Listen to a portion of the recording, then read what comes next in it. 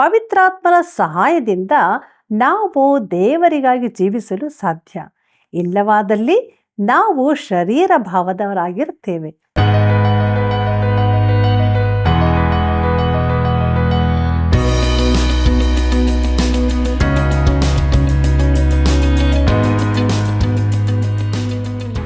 ಆತ್ಮೀಯ ಸಹೋದರ ಸಹೋದರಿಯರೇ, ನಿಮ್ಮೆಲ್ಲರಿಗೂ ಪ್ರೀತಿಯ ವಂದನೆಗಳು. ದೇವರ ವಾಕ್ಯಗಳು ನಮ್ಮನ್ನು ದಿನಾಲು ಬಲಪಡಿಸಿ ನಡೆಸ್ತಾ ಇದೆ ಅಲ್ವಾ ಪ್ರಿಯರೇ? ಇಂದಿನ ಕಾರ್ಯಕ್ರಮದಲ್ಲಿ ನಾವು ದೇವರ ಚಿತ್ತದ ಅತಿ ಅಮೂಲ್ಯವಾದ ವಿಷಯ ಶುದ್ಧೀಕರಣ. ದೇವರ ಸೇವಕರು ಹೇಗಿರಬೇಕು, ಶರೀರ ಭಾವದ ಕರ್ಮಗಳಿಂದ ಉಂಟಾಗುವ ಪಾಪ, ಶಾಪಗಳು, ಇವುಗಳ ಬಗ್ಗೆ ತಿಳಿದುಕೊಳ್ಳೋಣ. ಬನ್ರಿ, ನಮ್ಮ ಅಧ್ಯಯನವನ್ನು ಈಗ ಪ್ರಾರ್ಥನಾ ಪೂರ್ವಕವಾಗಿ ಪ್ರಾರಂಭಿಸೋಣ. ಪ್ರೀತಿಯುಳ್ಳ ಸಹೋದರ ಸಹೋದರಿಯರೇ, ಸತ್ಯವೇದ ಅಧ್ಯಯನ ಕಾರ್ಯಕ್ರಮ ವೀಕ್ಷಿಸಲು ಸೇರಿ ಬಂದಿರುವ ನಿಮ್ಮೆಲ್ಲರಿಗೂ ವಂದನೆಗಳು. ದೇವರ ಸಹಾಯವನ್ನು ಬೇಡಿಕೊಳ್ಳುತ್ತಾ ದೇವರ ವಾಕ್ಯ ಧ್ಯಾನದಲ್ಲಿ ನಾವು ಮುಂದೆ ಸಾಗೋಣ. ಪೌಲನು ಥೆಸಲೋನಿಕದವರಿಗೆ ಬರೆದ ಮೊದಲನೇ ಪತ್ರಿಕೆ 4ನೇ ಅಧ್ಯಾಯ 3ನೇ ವಚನವನ್ನು ಗಮನಿಸಿರಿ.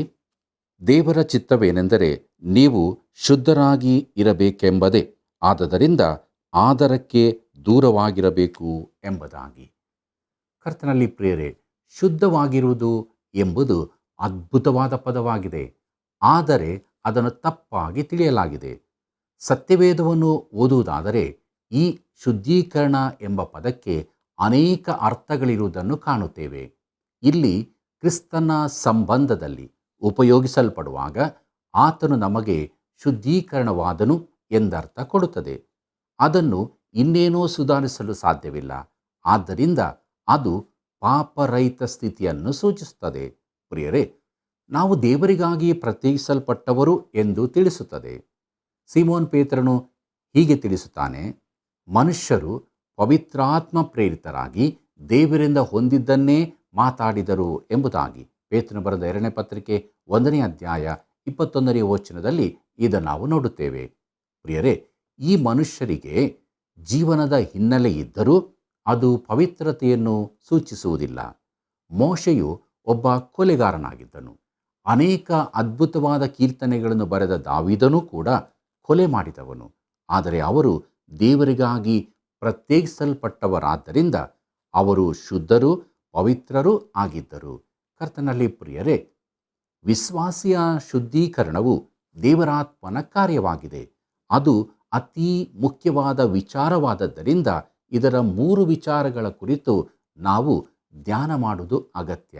ಆದ್ದರಿಂದ ನಾವು ಮುಂದುವರಿಯುವಾಗ ಸ್ಥಾನ ಸಂಬಂಧಿತ ಶುದ್ಧೀಕರಣ ಅಂದರೆ ಕ್ರಿಸ್ತನು ನಮಗೆ ಶುದ್ಧೀಕರಣವಾಗಿ ಮಾಡಲ್ಪಟ್ಟಿದ್ದಾನೆ ಎಂದು. ನಾವು ಪ್ರಿಯನಲ್ಲಿ ಅಂಗೀಕರಿಸಲ್ಪಟ್ಟಿದ್ದೇವೆ ಮತ್ತು ಕ್ರಿಸ್ತನಲ್ಲಿ ನಮ್ಮ ನಂಬಿಕೆಯನ್ನಿಡುವಾಗಲೇ ನಾವು ಪೂರ್ಣವಾಗಿ ರಕ್ಷಿಸಲ್ಪಟ್ಟಿರುತ್ತೇವೆ. ಪ್ರಿಯರೇ, ನಾವು ಯಾರಾಗಿದ್ದೇವೆ ಎಂಬುದಕ್ಕಾಗಿ ಸ್ವೀಕರಿಸಲ್ಪಟ್ಟಿಲ್ಲ, ಆದರೆ ಕ್ರಿಸ್ತನು ಮಾಡಿದ್ದರ ಆಧಾರದಿಂದ ಸ್ವೀಕರಿಸಲ್ಪಟ್ಟಿದ್ದೇವೆ. ಈ ಸ್ಥಾನ ಸಂಬಂಧಿತ ಶುದ್ಧೀಕರಣವು ಕ್ರಿಸ್ತನಲ್ಲಿ ಪರಿಪೂರ್ಣವಾಗಿರುವುದಾಗಿದೆ. ಪ್ರಿಯರೇ, ಮುಂದಕ್ಕೆ ನಾವು ಪ್ರಾಯೋಗಿಕ ಶುದ್ಧೀಕರಣ ಅಂದರೆ ಏನೆಂಬುದಾಗಿ ನೋಡೋಣ. ಪವಿತ್ರಾತ್ಮನು ನಮ್ಮ ಜೀವಿತದ ನಡೆಯಲ್ಲಿ ಪವಿತ್ರತೆಯನ್ನು ಉಂಟು ಮಾಡುವುದಕ್ಕಾಗಿ ಕಾರ್ಯ ನಡೆಸುವುದಾಗಿದೆ. ನಾವು ನಮ್ಮ ಈ ಪಾಪಾಧೀನ ಶರೀರದಲ್ಲಿರುವ ತನಕ ಈ ಪ್ರಾಯೋಗಿಕ ಶುದ್ಧೀಕರಣವು ಪೂರ್ಣವಾಗಿರುವುದಿಲ್ಲ. ಕರ್ತನಲ್ಲಿ ಪ್ರಿಯರೇ, ಸಂಪೂರ್ಣ ಶುದ್ಧೀಕರಣ ಅಂದರೆ ಮುಂದಕ್ಕೆ ನಾವು ಯೇಸು ಕ್ರಿಸ್ತನ ಸಾರೂಪ್ಯವುಳ್ಳವರಾಗುವಾಗ ಉಂಟಾಗುತ್ತದೆ. ಆಗ ಸ್ಥಾನೀಯ ಶುದ್ಧತೆ ಹಾಗೂ ಪ್ರಾಯೋಗಿಕ ಶುದ್ಧತೆಗಳೆರಡೂ ಪರಿಪೂರ್ಣವಾಗುತ್ತವೆ. ದೇವರಿಗೆ ಮಹಿಮೆಯಾಗಲಿ. ಕರ್ತನಲ್ಲಿ ಪ್ರಿಯರೇ, ಶುದ್ಧೀಕರಣ ಪದದ ಅಕ್ಷರಸ ಅರ್ಥವೆಂದರೆ ದೇವರಿಗಾಗಿ ಪ್ರತ್ಯೇಕಿಸಲ್ಪಟ್ಟದ್ದು ಎಂದಾಗುತ್ತದೆ. ನಾಶನ ಪಾತ್ರನಾದ ಪಾಪಿಯೊಬ್ಬನು ಕ್ರಿಸ್ತನ ಬಳಿಗೆ ಬಂದು ಕ್ರಿಸ್ತನನ್ನು ರಕ್ಷಕನನ್ನಾಗಿ ಅಂಗೀಕರಿಸಿದಾಗ ಅವನು ದೇವರ ಉಪಯೋಗಕ್ಕಾಗಿ ಪ್ರತ್ಯೇಕಿಸಲ್ಪಟ್ಟವನಾಗುತ್ತಾನೆ. ಇದು ಗುಡಾರದ ವಿಷಯದಲ್ಲಿ ಸ್ಪಷ್ಟವಾಗಿ ಕಲಿಸಲ್ಪಟ್ಟಿದೆ. ದೇವರು ಹಳೆ ಒಡಂಬಡಿಕೆಯ ವಿಶ್ವಾಸಿಗಳಿಗೆ ವಿಶೇಷ ಬೋಧನಾತ್ಮಕ ಸತ್ಯಗಳನ್ನು ಬಹು ಸರಳವಾದ ಪ್ರಾಯೋಗಿಕ ಪಾಠಗಳ ಮೂಲಕ ಕಲಿಸಿದ್ದಾನೆ. ಗುಡಾರದಲ್ಲಿ ಯಜ್ಞ ಕಾಲದಲ್ಲಿ ಉಪಯೋಗಿಸಲ್ಪಡುವ ಪಾತ್ರೆಗಳು, ಉಪಕರಣಗಳು ಇವೆ. ಅವರು ಅರಣ್ಯ ಮಾರ್ಗದಲ್ಲಿ 40 ವರ್ಷ ಪ್ರಯಾಣ ಮಾಡಿದ ಬಳಿಕ ಈ ಪಾತ್ರೆಗಳನ್ನು ಇತರ ಉಪಕರಣಗಳು ಗುದ್ದಿದಂತಾಗಿ ಜಜ್ಜಿ ಹೋಗಿದ್ದವು. ಅವು ಈಗ ಆಕರ್ಷಕವಾಗಿರಲಿಲ್ಲ. ಯಾರಿಗಾದರೂ ಮನೆಯ ಉಪಯೋಗಕ್ಕೆ ಇವುಗಳನ್ನು ಕೊಡುವುದಾದರೆ ಇದನ್ನು ಮಾರಿ ಹೊಸದನ್ನು ತೆಗೆದುಕೊಳ್ಳೋಣ ಎಂದು ಹೇಳುವ ಹಾಗಿತ್ತು. ಆದರೂ ದೇವರು ಅವುಗಳನ್ನು ಪರಿಶುದ್ಧ ವಸ್ತುಗಳೆಂದು ಕರೆದನು. ಪ್ರಿಯರೇ, ಅವು ದೇವರ ಉಪಯೋಗಕ್ಕಾಗಿ ಪ್ರತ್ಯೇಕವಾಗಿರಿಸಲ್ಪಟ್ಟದ್ದರಿಂದ ಅವು ಪರಿಶುದ್ಧವಾಗಿದ್ದವು. ಈ ಕಾರಣದಿಂದಾಗಿ ಅವು ಪರಿಶುದ್ಧವಾದವುಗಳಾಗಿದ್ದವು. ಕರ್ತನಲ್ಲಿ ಪ್ರಿಯರೇ, ಇದೇ ರೀತಿ ಒಬ್ಬ ವ್ಯಕ್ತಿಗೂ ಇದು ಅನ್ವಯಿಸುತ್ತದೆ. ಅವನು ಕ್ರಿಸ್ತನ ಬಳಿಗೆ ಬಂದಾಗ ರಕ್ಷಿಸಲ್ಪಡುತ್ತಾನೆ. ಅವನು ಬಿಡುಗಡೆ ಹೊಂದುತ್ತಾನೆ, ಕ್ರಿಸ್ತನಿಗೆ ಸೇರಿದವನಾಗುತ್ತಾನೆ. ಪೌಲನು ಹೇಳುತ್ತಾನೆ, ನಿಮ್ಮ ಶುದ್ಧೀಕರಣವು ದೇವರ ಚಿತ್ತವಾಗಿದೆ ಎಂದು. ಒಂದು ಪವಿತ್ರ ಉದ್ದೇಶಕ್ಕಾಗಿ ನೀವು ಪ್ರತ್ಯೇಕಿಸಲ್ಪಟ್ಟಿದ್ದೀರಿ. ಪ್ರಸಂಗಿಗಳು, ಸವಾರ್ಥಿಕರು ಇಲ್ಲವೇ ಕ್ರೈಸ್ತ ಸೇವಕರು ಮಾತ್ರವಲ್ಲ, ಪ್ರತಿಯೊಬ್ಬ ದೇವರ ಮಗುವು, ಪ್ರತಿಯೊಬ್ಬ ವಿಶ್ವಾಸಿಯು ದೇವರ ಉಪಯೋಗಕ್ಕಾಗಿ ಪ್ರತ್ಯೇಕಿಸಲ್ಪಟ್ಟಿದ್ದಾರೆ. ಆದರದಿಂದ ದೂರವಾಗಿರಬೇಕು ಎಂಬುದಾಗಿ ನೋಡುವಾಗ, ಪ್ರಿಯರೇ, ಪೌಲನಿಂದ ಈ ಎಚ್ಚರಿಕೆ ಹೊಂದಬೇಕಾದವರು ಥೆಸಲೋನಿಕದವರು ಮಾತ್ರವೆಂದು ನೆನೆಸಬೇಡಿರಿ. ಅವರು ಮಾತ್ರ ಪಾಪಗಳಲ್ಲಿ, ಶಾರೀರಿಕ ಪಾಪಗಳಲ್ಲಿ ತೊಡಗಿರುವವರೆಂದು ನೆನೆಸಬೇಡಿರಿ. ರೋಮಾಯರ ಕಾಲದ ಮೂರ್ತಿ ಪೂಜೆಗಳಲ್ಲಿ ಮಾತ್ರ ಲೈಂಗಿಕ ಪಾಪಗಳಿದ್ದದೆಂದು ನೆನೆಸಬೇಡಿರಿ. ಈ ದಿನಗಳಲ್ಲಿ ಸೈತಾನನ ಪೂಜೆ ಹಾಗೂ ಗುಪ್ತ ವಿದ್ಯೆಗಳು ಹೆಚ್ಚಾಗುತ್ತಿರುವುದನ್ನು ನಾವು ನೋಡುತ್ತಿದ್ದೇವೆ. ಕರ್ತನಲ್ಲಿ ಪ್ರಿಯರೇ, ಕ್ರೈಸ್ತನು ಪರಿಶುದ್ಧತೆಗಾಗಿ ಪ್ರಯಾಸ ಪಡಬೇಕೋ? ಹೌದೆಂದು ನಾನು ಭಾವಿಸುತ್ತೇನೆ. ಆದರೆ ನಾವು ಕ್ರಿಸ್ತನಲ್ಲಿ ಮಾತ್ರವೇ ದೇವರಿಗೆ ಸ್ವೀಕೃತರಾಗುತ್ತೇವೆಂಬುದನ್ನು ನಾವು ತಿಳಿದುಕೊಳ್ಳಬೇಕು. ನಾವು ಶುದ್ಧೀಕರಿಸಲ್ಪಟ್ಟು ಈ ಉನ್ನತ ಸ್ಥಾನಕ್ಕೆ ತರಲ್ಪಟ್ಟು ದೇವರ ಉಪಯೋಗಕ್ಕಾಗಿ ಪ್ರತ್ಯೇಕಿಸಲ್ಪಟ್ಟಿದ್ದೇವೆ. ಹಾಗಾದರೆ ಮುಂದೇನು? ಪೌಲನು ಥೆಸಲೋನಿಕದವರಿಗೆ ಬರೆದ ಮೊದಲನೇ ಪತ್ರಿಕೆ 4ನೇ ಅಧ್ಯಾಯ 4 ಮತ್ತು 5ನೇ ವಚನಗಳನ್ನು ಗಮನಿಸಿರಿ. ದೇವರನ್ನರಿಯದ ಅನ್ಯಜನಗಳಂತೆ ಕಾಮಾಭಿಲಾಷೆಗೆ ಒಳಪಡದೆ ನಿಮ್ಮಲ್ಲಿ ಪ್ರತಿಯೊಬ್ಬನು ಪವಿತ್ರವಾದ ಮನಸ್ಸಿನಿಂದಲೂ ಘನತೆಯಿಂದಲೂ ಧರ್ಮಪತ್ನಿಯನ್ನು ಸಂಪಾದಿಸಿಕೊಳ್ಳಲು ತಿಳಿಯಬೇಕು ಎಂಬುದಾಗಿ.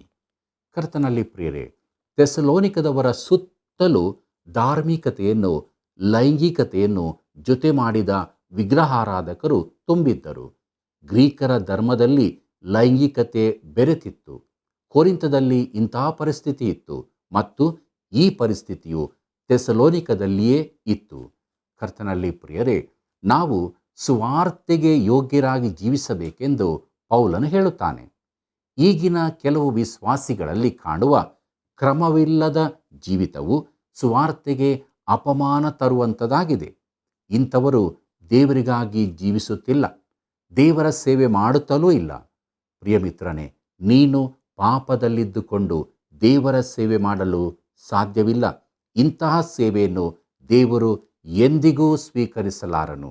ಕರ್ತನಲ್ಲಿ ಪ್ರಿಯರೇ, ಪ್ರತಿಯೊಬ್ಬನು ಪವಿತ್ರವಾದ ಮನಸ್ಸಿನಿಂದಲೂ ಘನತೆಯಿಂದಲೂ ಧರ್ಮ ಪತ್ನಿಯನ್ನು ಸಂಪಾದಿಸಿಕೊಳ್ಳಲು ತಿಳಿಯಬೇಕು ಎಂಬುದಾಗಿ ನೋಡುವಾಗ, ಈ ದಿನಗಳಲ್ಲಿ ನಾವು ಕಾಣುವ ಅನೈತಿಕತೆಯು ದಿಗ್ಭ್ರಮೆಗೊಳಿಸುವಂತಹದ್ದು. ಒಬ್ಬ ಒಳ್ಳೆ ಕ್ರೈಸ್ತ ನಾಯಕರು ಹೀಗೆ ಹೇಳಿದ್ದಾರೆ, ಏನೆಂದರೆ, ಹುಡುಗರ ವಿಭಾಗವು ಸೊದೋಮಿನಂತೆಯೂ ಹುಡುಗಿಯರ ವಿಭಾಗವು ಗೊಮೋರದಂತೆಯೂ ಆಗಿದೆ ಎಂದು. ಈ ಯುವಕರಿಗೆ ಲೈಂಗಿಕತೆಯ ಕುರಿತು ಎಲ್ಲವೂ ತಿಳಿದಿದೆ, ಆದರೆ ನಿಜವಾದ ಪ್ರೀತಿ ಗೊತ್ತಿಲ್ಲ. ಶರೀರವನ್ನು ವಿವಾಹ ಸಂಬಂಧಕ್ಕಾಗಿ ಕಾಪಾಡಿಕೊಳ್ಳಬೇಕೆಂದು ದೇವರು ಹೇಳುತ್ತಾನೆ. ಇದು ಎಲ್ಲ ಪುರುಷರಿಗೂ ಸ್ತ್ರೀಯರಿಗೂ ಅನ್ವಯಿಸುವಂಥದ್ದಾಗಿದೆ. ಕರ್ತನಲ್ಲಿ ಪ್ರಿಯರೇ, ವೈವಾಹಿಕ ಸಂಬಂಧದಲ್ಲಿನ ಅಸಮಾಧಾನಕ್ಕಾಗಿ ನಾನಾ ವಿಧವಾದ ಕಾರಣಗಳು ಕೊಡಲ್ಪಡುತ್ತವೆ. ಆದರೆ ಮುಖ್ಯ ತೊಂದರೆ ಎಂದರೆ ವೈವಾಹಿಕ ಜೀವಿತದ ಭಾಗಿಗಳು ದೇವರ ಉಪಯೋಗಕ್ಕಾಗಿ ಪ್ರತ್ಯೇಕಿಸಲ್ಪಟ್ಟವರಾಗಿರುವುದಿಲ್ಲ. ಒಬ್ಬನು ತನ್ನ ಶರೀರವನ್ನು ವೈವಾಹಿಕ ಸಂಬಂಧಕ್ಕಾಗಿ ಕಾಪಾಡಿಕೊಂಡು ತನ್ನ ಸಹಭಾಗಿಗೆ ನಂಬಿಗಸ್ತನಾಗಿರುವುದಾದರೆ ಅವನು ತನ್ನ ಶುದ್ಧತೆಯಲ್ಲಿಯೂ ಗೌರವದಿಂದಲೂ ತನ್ನ ಧರ್ಮಪತ್ನಿಯನ್ನು ಕಾಪಾಡಿಕೊಳ್ಳುವನಾಗಿರುತ್ತಾನೆ. ಪ್ರಿಯರೇ, ಪ್ರತಿಯೊಬ್ಬ ದೇವರ ಮಗುವಿನ ನಡತೆಯು ಹೀಗಿರಬೇಕು. ಪೌಲನು ಇದನ್ನು ಸ್ಪಷ್ಟವಾಗಿ ತಿಳಿಸಿರುತ್ತಾನೆ. ಪೌಲನು ಥೆಸಲೋನಿಕದವರಿಗೆ ಬರೆದ ಮೊದಲನೇ ಪತ್ರಿಕೆ 4ನೇ ಅಧ್ಯಾಯ 6ನೇ ವಚನವನ್ನು ಗಮನಿಸಿರಿ. ಧರ್ಮಪತ್ನಿಯನ್ನು ಸಂಪಾದಿಸಿಕೊಳ್ಳಲು ಈ ವಿಷಯದಲ್ಲಿ ಯಾರೂ ತನ್ನ ಸಹೋದರನನ್ನು ವಂಚಿಸಿ ಕೇಡು ಮಾಡಬಾರದು. ನಾವು ಮುಂಚೆ ತಿಳಿಸಿ ನಿಮಗೆ ಖಂಡಿತವಾಗಿ ಹೇಳಿದ ಪ್ರಕಾರ ಇವೆಲ್ಲವುಗಳ ವಿಷಯದಲ್ಲಿ ಕರ್ತನು ಮುಯಿ ತೀರಿಸುವನಾಗಿದ್ದಾನೆ ಎಂಬುದಾಗಿ. ಪ್ರಿಯರೇ, ಈ ವಿಷಯದಲ್ಲಿ ಯಾರೂ ತನ್ನ ಸಹೋದರನನ್ನು ವಂಚಿಸಿ ಕೇಡು ಮಾಡಬಾರದು ಎಂಬುದಾಗಿ ನೋಡುವಾಗ, ನೀನು ದೇವರ ಮಗುವಾಗಿರುವುದಾದರೆ ಪ್ರಾಮಾಣಿಕನಾಗಿರತಕ್ಕದ್ದು. ಇವೆಲ್ಲವುಗಳ ವಿಷಯದಲ್ಲಿ ಕರ್ತನು ಮುಯಿ ತೀರಿಸುವನಾಗಿದ್ದಾನೆ ಎಂಬುದಾಗಿ ನೋಡುವಾಗ, ಈ ಸೂತ್ರವು ಅನೇಕ ವಿಶ್ವಾಸಿಗಳ ಜೀವಿತದಲ್ಲಿ ಕಾರ್ಯಗತವಾದದ್ದನ್ನು ದೀರ್ಘಕಾಲ ಸಭಾಪಾಲಕನಾಗಿರುವ ಒಬ್ಬ ಸೇವಕರು ನೋಡಿರುವುದನ್ನು ನಾವು ಬಲ್ಲೆವು. ಕೆಲವು ವಿಶ್ವಾಸಿಗಳು ಇತರರೊಂದಿಗಿನ ಸಂಬಂಧದಲ್ಲಿ ಅಪ್ರಾಮಾಣಿಕರಾಗಿದ್ದು ದೇವರು ಮುಯಿ ತೀರಿಸಿದ್ದನ್ನು ನಾನು ನೋಡಿದ್ದೇನೆ. ಪ್ರಿಯರೇ, ಆತನು ತಕ್ಕ ದಂಡನೆಯನ್ನು ಕೊಡುತ್ತಾನೆ. ಮುಂದಕ್ಕೆ ನಾವು ಪೌಲನು ಥೆಸಲೋನಿಕದವರಿಗೆ ಬರೆದ ಮೊದಲನೇ ಪತ್ರಿಕೆ 4ನೇ ಅಧ್ಯಾಯ 7ನೇ ವಚನವನ್ನು ಗಮನಿಸಿರಿ. ದೇವರು ನಮ್ಮನ್ನು ಬಂಡುತನಕ್ಕೆ ಕರೆಯದೆ ಶುದ್ಧರಾಗಿರುವುದಕ್ಕೆ ಕರೆದನು ಎಂಬುದಾಗಿ. ಕರ್ತನಲ್ಲಿ ಪ್ರಿಯರೇ, ದೇವರ ಮಗುವಾದವನು ಪಾಪದಲ್ಲಿ ಮುಂದುವರೆಯಲು ಸಾಧ್ಯವಿಲ್ಲ.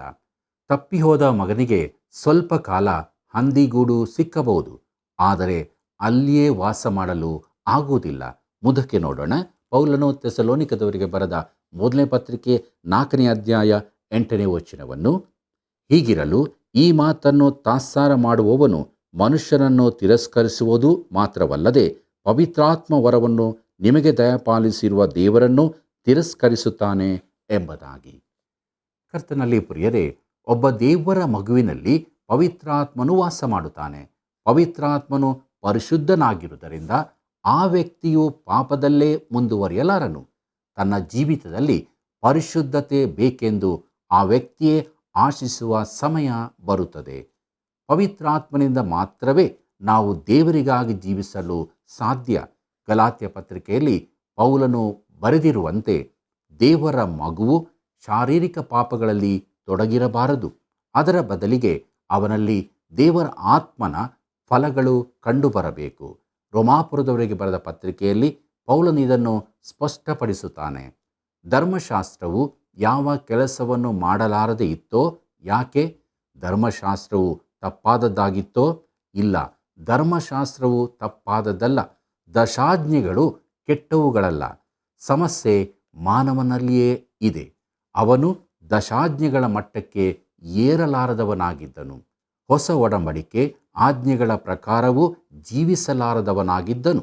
ಆದರೆ ಅವನೊಳಗೆ ಇರುವುದಕ್ಕಾಗಿ ಕೊಡಲ್ಪಟ್ಟ ಪವಿತ್ರಾತ್ಮನು ಮಾತ್ರ ಅವನು ದೇವರಿಗಾಗಿ ಜೀವಿಸುವಂತೆ ನಡೆಸಬಲ್ಲನು. ಕರ್ತನಲ್ಲಿ ಪ್ರಿಯರೇ, ದೇವರು ಪ್ರತಿಯೊಬ್ಬ ವಿಶ್ವಾಸಿಗೂ ಪವಿತ್ರಾತ್ಮನನ್ನು ದಯಪಾಲಿಸಿದ್ದಾನೆ. ರಕ್ಷಣೆ ಹೊಂದಿದ ಬಳಿಕ ಆತನನ್ನು ಕೇಳಿಕೊಳ್ಳುವುದಲ್ಲ.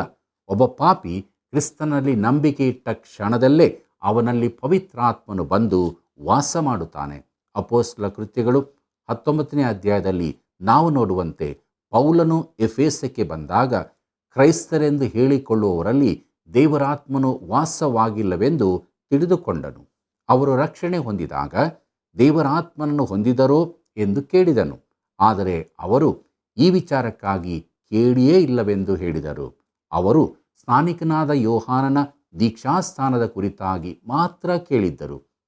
ಅವರು ರಚಿಸಲ್ಪಟ್ಟಾಗ ಪವಿತ್ರಾತ್ಮನನ್ನು ಹೊಂದಿಕೊಂಡರು. ಪ್ರಿಯರೇ, ಮಾನಸಾಂತರ ಪಟ್ಟು ಕ್ರಿಸ್ತನನ್ನು ಹೊಂದಿಕೊಂಡಾಗ ಮಾತ್ರವೇ ಪವಿತ್ರಾತ್ಮನನ್ನು ಹೊಂದುತ್ತೇವೆ. ಆ ಕ್ಷಣದಲ್ಲಿ ವಿಶ್ವಾಸಿಯು ಪವಿತ್ರಾತ್ಮನ ದೀಕ್ಷಾಸ್ಥಾನ ಹೊಂದಿಕೊಂಡು ಪವಿತ್ರಾತ್ಮನನ್ನು ತನ್ನೊಳಗೆ ಪಡೆಯುತ್ತಾನೆ ಮತ್ತು ವಿಶ್ವಾಸಿಗಳ ಅನ್ಯೂನತೆಯಲ್ಲಿ ಇರಿಸಲ್ಪಡುತ್ತಾನೆ. ಅಲ್ಲಿಯ ಬಳಿಕ ವಿಶ್ವಾಸಿಯು ಅನೇಕ ಬಾರಿ ಪವಿತ್ರಾತ್ಮನಿಂದ ತುಂಬಿಸಲ್ಪಡಬಹುದು. ನಮಗೂ ಪವಿತ್ರಾತ್ಮನ ಸತತವಾದ ತುಂಬಿಸುವಿಕೆಯ ಅಗತ್ಯವಿದೆ ಎಂದು ನಾನು ನಂಬುತ್ತೇನೆ. ನಮ್ಮಲ್ಲಿ ವಾಸವಾಗಿರುವ ಪವಿತ್ರಾತ್ಮನು ಮಾತ್ರ ನಮಗೆ ಪರಿಶುದ್ಧ ಜೀವಿತ ನಡೆಸಲು ಸಹಾಯ ಮಾಡುತ್ತಾನೆ. ಪೌಲನು ಥೆಸಲೋನಿಕದವರಿಗೆ ಬರೆದ ಮೊದಲನೇ ಪತ್ರಿಕೆ 4ನೇ ಅಧ್ಯಾಯ 9ನೇ ವಚನವನ್ನು ಗಮನಿಸಿರಿ. ಸಹೋದರ ಸ್ನೇಹ ವಿಷಯದಲ್ಲಿ ನಿಮಗೆ ಬರೆಯುವುದು ಅವಶ್ಯವಿಲ್ಲ.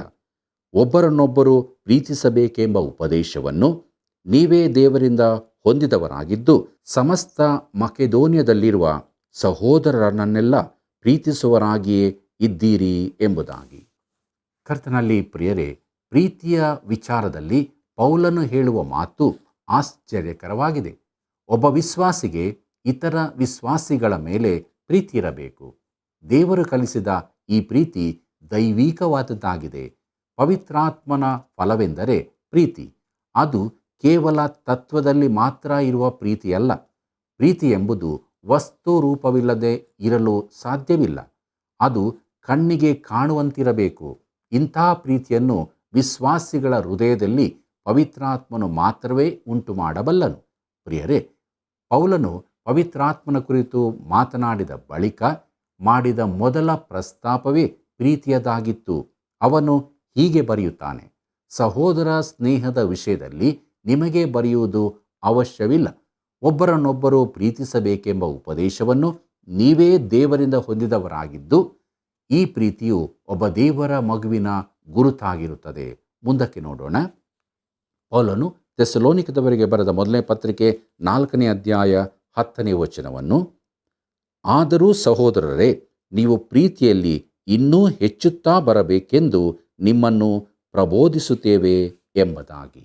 ಪ್ರಿಯರೇ, ಸಹೋದರರ ಮೇಲಿನ ಪ್ರೀತಿಯು ಬೆಳವಣಿಗೆಗೂ ಅಭಿವೃದ್ಧಿಗೂ ಕಾರಣವಾಗುತ್ತದೆ. ನಿಜವಾಗಿ ನೋಡಿದರೆ ಕೆಲವು ದೇವಜನರು ಬಹಳ ಪ್ರೀತಿ ಪಾತ್ರರಾಗಿರುವುದಿಲ್ಲ. ಈ ಸತ್ಯವನ್ನು ಒಬ್ಬರು ಹೀಗೆ ಬರೆದಿದ್ದಾರೆ. ಹೇಗೆಂದರೆ, ಭಕ್ತರೊಂದಿಗೆ ಪ್ರೀತಿಯಲ್ಲಿ ನೆಲೆಯೂರುವುದು ಮಹಿಮೆಯ ಸಂಗತಿಯೇ, ಆದರೆ ಲೋಕದಲ್ಲಿನ ಭಕ್ತರೊಂದಿಗಿರುವುದು ಬೇರೆಯೇ ಎಂಬುದಾಗಿ. ಪ್ರಿಯರೇ, ಈ ಥೆಸಲೋನಿಕದವರು ಸಹೋದರರನ್ನು ಪ್ರೀತಿಸುವರಾಗಿದ್ದರು. ಆದರೆ ಅವರ ಪ್ರೀತಿಯು ಜೀವಿತದ ಪ್ರಾಯೋಗಿಕ ಮಟ್ಟಕ್ಕೆ ತಿಳಿದಿರಲಿಲ್ಲ. ಅವರ ಪ್ರೀತಿಯಲ್ಲಿ ಅವರು ಪರಿಪೂರ್ಣರಾಗಿರಲಿಲ್ಲ. ಅದು ಇನ್ನೂ ಸುಧಾರಿಸಬೇಕಾಗಿತ್ತು. ದೇವಜನರೊಳಗೆ ವೈಯಕ್ತಿಕ ಭಿನ್ನಾಭಿಪ್ರಾಯಗಳು ಯಾವಾಗಲೂ ಬರುತ್ತವೆ. ಇಂಥ ಜನರು ಹೆಚ್ಚು ಒಟ್ಟಾಗಿರುವುದು ಒಳ್ಳೆಯದಲ್ಲ. ಇದರ ಅರ್ಥ ನಾವು ಅವರನ್ನು ಹಾಗೆ ಮಾಡಬೇಕೆಂದಲ್ಲ. ನಾವು ಈಗಲೂ ಅವರನ್ನು ದೇವರ ಮಕ್ಕಳೆಂದು ಪ್ರೀತಿಸಬಹುದು. ನನಗೆ ತಿಳಿದಿರುವ ಒಬ್ಬ ಸೇವಕರ ಕ್ರಮಗಳನ್ನು ನಾನು ಸ್ವಲ್ಪವೂ ಮೆಚ್ಚುತ್ತಿರಲಿಲ್ಲ. ಆದರೆ ಅವರನ್ನು ನಾನು ಪ್ರೀತಿಸುತ್ತೇನೆಂದು ಯಥಾರ್ಥವಾಗಿ ಹೇಳುತ್ತೇನೆ.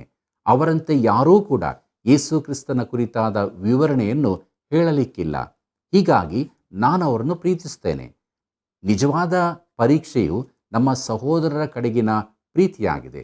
ಪ್ರೀತಿಯುಳ್ಳ ಸಹೋದರನೇ, ನೀನು ಒಬ್ಬ ಯಥಾರ್ಥ ವಿಶ್ವಾಸಿ ಹೌದೋ ಅಲ್ಲವೋ ಎಂಬುದಾಗಿ ನಿಜ ಪರೀಕ್ಷೆ ಮಾಡಬೇಕಾದರೆ ನೀನು ಹಾಕಿಕೊಳ್ಳಬೇಕಾದ ಪ್ರಶ್ನೆ, ಸಹೋದರರನ್ನು ಪ್ರೀತಿಸ್ತೀಯೋ ಎಂಬುದು. ಮುಂದಕ್ಕೆ ನೋಡೋಣ. ಪೌಲನು ಥೆಸಲೋನಿಕದವರಿಗೆ ಬರೆದ ಮೊದಲನೇ ಪತ್ರಿಕೆ 4ನೇ ಅಧ್ಯಾಯ 11ನೇ ವಚನವನ್ನು, ಇದಲ್ಲದೆ ನಾನು ನಿಮಗೆ ಆಜ್ಞೆ ಕೊಟ್ಟ ಪ್ರಕಾರ ನೀವು ಮತ್ತೊಬ್ಬರ ಕಾರ್ಯದಲ್ಲಿ ತಲೆ ಹಾಕದೆ ಸುಮ್ಮಗಿದ್ದು ಸ್ವಂತ ಕಾರ್ಯವನ್ನೇ ನಡೆಸಿಕೊಂಡು ಕೈಯಾರೆ ಕೆಲಸ ಮಾಡುವುದೇ ಮಾನವೆಂದೆಣಿಸಿರಿ ಎಂಬುದಾಗಿ. ಪ್ರೀತಿಯುಳ್ಳ ದೇವಜನರೇ, ನೀವು ಸುಮ್ಮಗಿದ್ದು ಎಂಬುದಾಗಿ ನೋಡುವಾಗ ಇದು ಕ್ರೈಸ್ತರಿಗೊಂದು ಒಳ್ಳೆಯ ಅಪ್ಪಣೆಯಾಗಿರುತ್ತದೆ.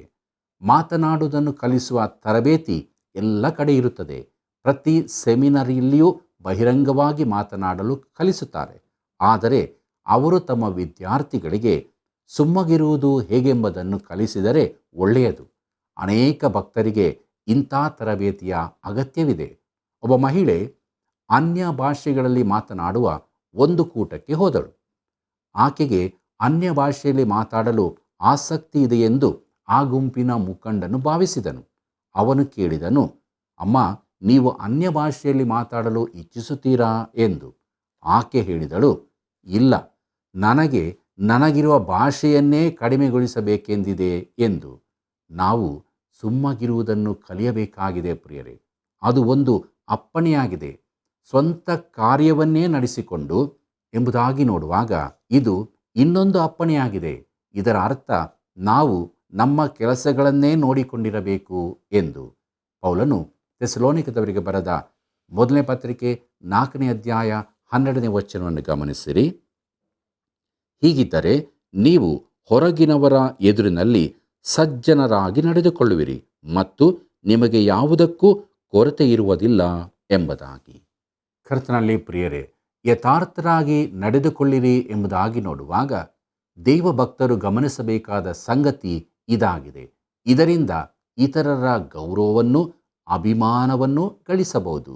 ನಮ್ಮ ನಡೆಯು ದೇವರ ಹಾಗೂ ಮನುಷ್ಯರ ಮುಂದೆ ಯಥಾರ್ಥವಾಗಿರಬೇಕಾಗಿದೆ. ಕೆಲವು ಸಂಘ ಸಂಸ್ಥೆಗಳು ಹಣ ಕೂಡಿಸುವುದಕ್ಕಾಗಿ ಅನುಸರಿಸುವ ವಿಧಾನಗಳು ಪ್ರಶ್ನಾರ್ಹವಾದವುಗಳಾಗಿರುತ್ತವೆ. ಕೆಲವು ಸಂಸ್ಥೆಗಳು ಹಣ ಕೂಡಿಸುವುದಕ್ಕಾಗಿ ನೇಮಕ ಮಾಡಿದ ವ್ಯಕ್ತಿಗಳು ಕ್ರಮವಲ್ಲದ ಮಾರ್ಗಗಳನ್ನು ಅನುಸರಿಸುತ್ತಾರೆ. ತಮ್ಮ ಮರಣಪತ್ರವನ್ನು ಸಂಸ್ಥೆಗೆ ವರ್ಗಾಯಿಸಬೇಕೆಂದು ಒತ್ತಾಯಿಸುತ್ತಾರೆ. ಈ ಕಾರಣಕ್ಕಾಗಿ ನಾವು ಸ್ವಸ್ಥ ಬುದ್ಧಿಯಲ್ಲಿರುವಾಗಲೇ ನಮ್ಮ ಮರಣಪತ್ರವನ್ನು ಬರೆದಿಡಬೇಕಾಗಿದೆ. ಪ್ರಿಯರೇ, ನಿಮ್ಮ ಹಣವನ್ನು ದೋಚುವುದಕ್ಕೆ ತಯಾರಾಗಿರುವ ಮೋಸಗಾರ ಜನರಿರುತ್ತಾರೆ. ಇದರಲ್ಲಿ ಸಂಶಯವಿಲ್ಲ. ದೇವರ ಮಗುವೊಬ್ಬನು ಈ ರೀತಿಯ ಪ್ರಶ್ನಾರ್ಹ ಕಾರ್ಯ ಮಾಡಲು ಸಾಧ್ಯವಿಲ್ಲ. ಯಾಕಂದರೆ ನಾವು ಹೊರಗಿನವರ ಸಂಗಡ ಯಥಾರ್ಥವಾಗಿ ವ್ಯವಹರಿಸಬೇಕಾಗಿರುತ್ತದೆ. ಅದರ ಅರ್ಥ ನಾವು ಅವಿಶ್ವಾಸಿಗಳೊಂದಿಗೆ ನಡೆಸುವ ವ್ಯವಹಾರಗಳು ಕೂಡ ಯಥಾರ್ಥತೆಯಿಂದ ಕೂಡಿರಬೇಕು. ಪ್ರಿಯರೇ, ನಾವು ಯಥಾರ್ಥವಾಗಿಲ್ಲದಿದ್ದರೆ ದೇವರು ನಮ್ಮನ್ನು ದಂಡಿಸುತ್ತಾನೆ. ಆದುದರಿಂದ ಪ್ರಿಯರೇ, ಹೃದಯವನ್ನು ಬಲ್ಲಂತ ಕರ್ತನ ಮುಂದೆ ಯಥಾರ್ಥರಾಗಿ ಸತ್ಯವಂತರಾಗಿ ಜೀವಿಸಿ ದೇವರನ್ನು ಮಹಿಮೆಪಡಿಸೋಣ. ಪ್ರಾರ್ಥನೆ ಮಾಡೋಣ. ಪ್ರಿಯ ರಕ್ಷಕನೇ, ನಿನ್ನ ವಾಕ್ಯಗಳನ್ನು ಅಧ್ಯಯನ ಮಾಡುವುದಕ್ಕೆ ಸಹಾಯ ಮಾಡಿದ್ದಕ್ಕಾಗಿ ಸ್ತೋತ್ರ. ನಮ್ಮ ಹೃದಯದ ಸ್ಥಿತಿ ನಿನ್ನ ಮುಂದೆ ಬಟ್ಟ ಬಯಲಾಗಿದೆ ಸ್ವಾಮಿ. ನಾವು ಹೇಗಿದ್ದೇವೆ ಎಂಬುದಾಗಿ ನೀನು ಬಲ್ಲಿ. ಒಂದು ವೇಳೆ ನೀನು ನೋಡುವಾಗ ನಾವು ಇನ್ನೂ ಪಾಪದಲ್ಲಿ ಇರುವುದಾದರೆ, ಅಪ್ರಾಮಾಣಿಕರಾಗಿರುವುದಾದರೆ ನಮ್ಮನ್ನು ಕ್ಷಮಿಸು, ನಮ್ಮನ್ನು ಶುದ್ಧೀಕರಿಸು, ಯಥಾರ್ಥ ಹೃದಯವನ್ನು ಅನುಗ್ರಹಿಸಿಕೊಡು. ನಮ್ಮೆಲ್ಲ ವೀಕ್ಷಕ ಬಾಂಧವರ ಜೀವಿತಗಳಲ್ಲಿ ನಿನ್ನ ವಾಕ್ಯವು ಸಮೃದ್ಧಿಯಾಗಿ ವಾಸ ಮಾಡಲಿ. ನಿನ್ನ ಪ್ರೀತಿಯಿಂದ ತುಂಬಿದವರಾಗಿ ಸಹೋದರರನ್ನು ಸಹೋದರಿಯರನ್ನು ಯಥಾರ್ಥವಾಗಿ ಪ್ರೀತಿಸುತ್ತಾ ತಮ್ಮ ಜೀವಿತದ ಎಲ್ಲ ಸ್ಥಿತಿಯಲ್ಲಿ ಯಥಾರ್ಥರಾಗಿ ನಡೆಯುವುದಕ್ಕೆ ಸಹಾಯ ಮಾಡು. ಆ ಮೂಲಕ ನಿನ್ನ ಆಶೀರ್ವಾದವನ್ನು ಆತ್ಮಿಕವಾಗಿ ಶಾರೀರಿಕವಾಗಿ ಬದುಕುಬಾಡಿನ ಎಲ್ಲ ಸಂಗತಿಗಳಲ್ಲಿ ಅನುಗ್ರಹಿಸಿಕೊಟ್ಟು ತೃಪ್ತಿಪಡಿಸು. ಯೇಸುವಿನ ನಾಮದಲ್ಲಿ ಬೇಡಿದ್ದೇವೆ ತಂದೆಯೇ, ಆಮೆನ್. ಪ್ರಿಯರೇ, ನಾವು ಶುದ್ಧರಾಗಿರಬೇಕೆಂಬುದೇ ದೇವರ ಚಿತ್ತವಾಗಿದೆ. ಯಾಕೆಂದರೆ ದೇವರು ಪರಿಶುದ್ಧನು. ಕಾಮಾಭಿಲಾಷೆಯನ್ನು ದೇವರಾತ್ಮನ ಬಲದಿಂದ ಜಯಿಸಬಹುದು. ದೇವರ ಸೇವಕರು ದೇವರಾತ್ಮನ ಹತೋಟಿಯಲ್ಲಿರಬೇಕು. ವಾಕ್ಯದ ಪ್ರಕಾರ ಮುನ್ನಡೆದಾಗ ಸೇವೆಯಲ್ಲಿ ಫಲಗಳು ಉಂಟಾಗ್ತವೆ. ನಾವೆಲ್ಲರೂ ದೇವರ ವಾಕ್ಯದ ಬಲದಲ್ಲಿ ಜಯಶಾಲಿಗಳಾಗಿ ಜೀವಿಸೋಣ. ಪ್ರಿಯ ವೀಕ್ಷಕರೇ, ನೀವು ಮಾಡಿದ ಕರೆಗಳಿಗಾಗಿ ಕೃತಜ್ಞತೆಗಳನ್ನು ಸಲ್ಲಿಸ್ತಾ ಇದ್ದೇವೆ. ನೀವು ಹೊಂದಿದ ಆಶೀರ್ವಾದಗಳನ್ನು ನಮಗೆ ತಿಳಿಯಪಡಿಸಿರಿ. ಸೇವೆಗಾಗಿ ಪ್ರಾರ್ಥಿಸಿರಿ. ಮುಂದಿನ ಕಾರ್ಯಕ್ರಮದಲ್ಲಿ ಮತ್ತೆ ಸಂಧಿಸೋಣ. ವಂದನೆಗಳು.